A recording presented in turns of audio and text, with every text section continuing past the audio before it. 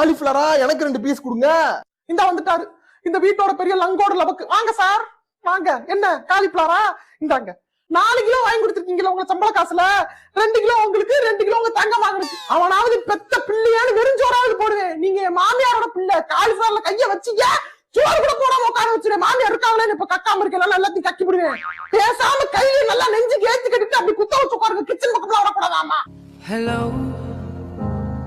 உழைக்கிற மனுஷன் ஒருத்தனுக்கு இந்த வீட்டுல மரியாதை இருக்கா? ஆமா இவர் தான் உழைக்கிறாரு. நாங்கெல்லாம் இப்படி கால் மேல கால் போட்டுக்கிட்டு நல்ல ஜாலியா